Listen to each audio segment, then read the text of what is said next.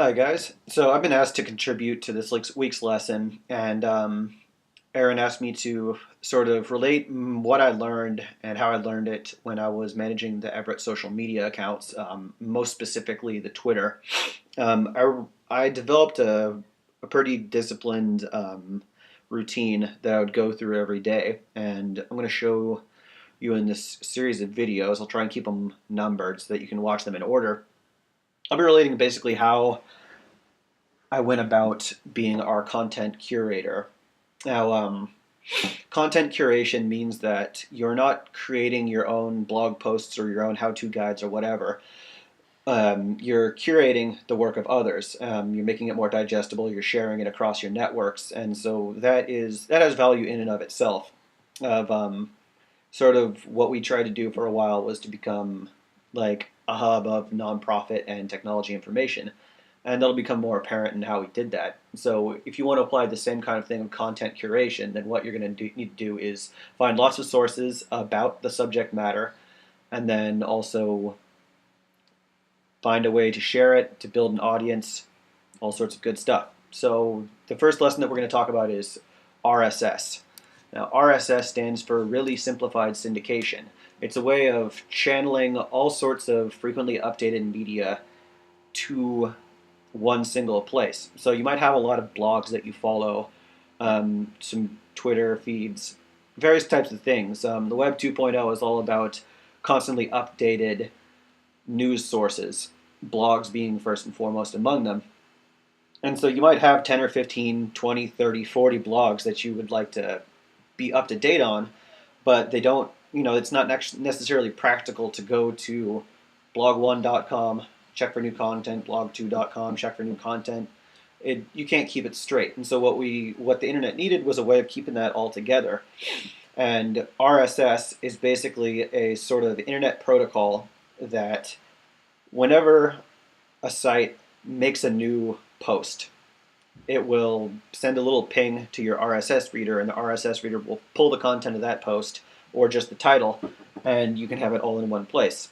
Back in the day, Google Reader, or the G Reader, was the only game in town. That's all everybody used, and there was really not a lot in the RSS reading market. But sometime like 2 years ago, I think it was, they shuttered that part of their operation, and so there was a big explosion of RSS readers, and it's been very good for the market to have Google step out and let other people take its place, because there's a lot of better stuff now. And so chief among those is our personal favorite, Feedly. Go to feedly.com, and for some reason, instead of having a sign up, it's just a log in. So they don't have their own login system. You have to log in with some other account. I'll make one with my UCSC email. And so I'm in with that one.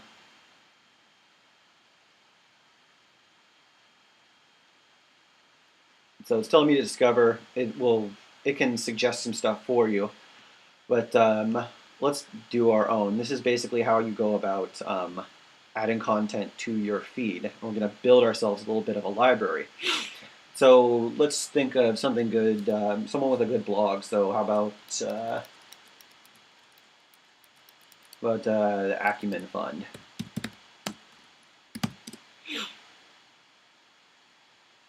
Acumen.org. They're an anti-poverty group started by, I think it was Jackie Novogratz.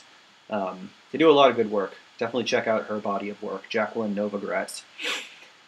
And so they have a robust blog area. I won't get into it. You can check that out for yourself. But most of the time, what you need to do is just find their blog, and you can copy the URL,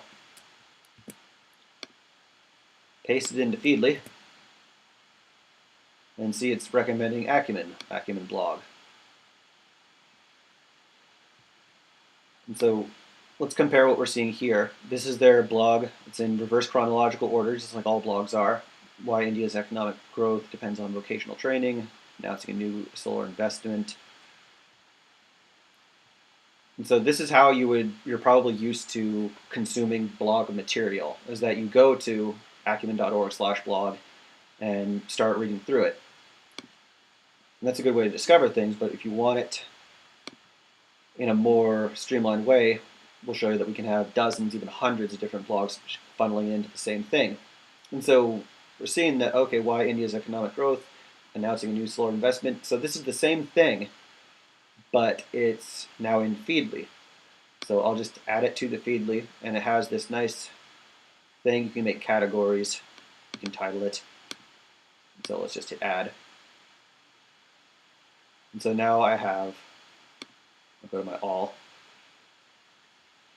You can change the way that it's arranged. Do it like that.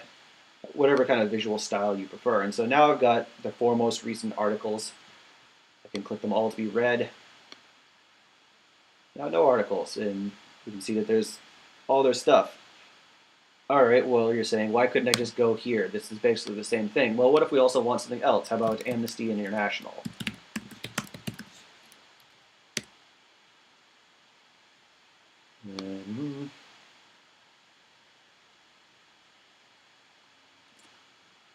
I'm sure they have a blog. Yes, they do.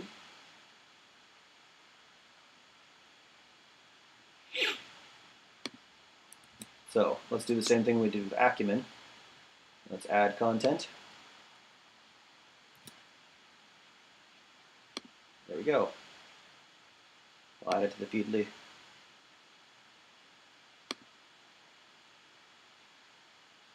So now you'll see that let's add a third one so that we see what it looks like when we have all of them. It's in their good blog. How about Aspiration Tech?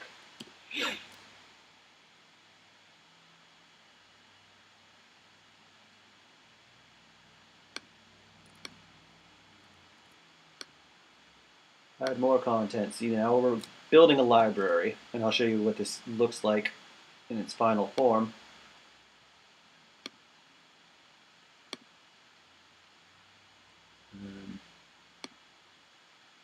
I guess they don't have anything new. But anyway, so that's basically how you add stuff. What does it look like when we have lots of stuff on there?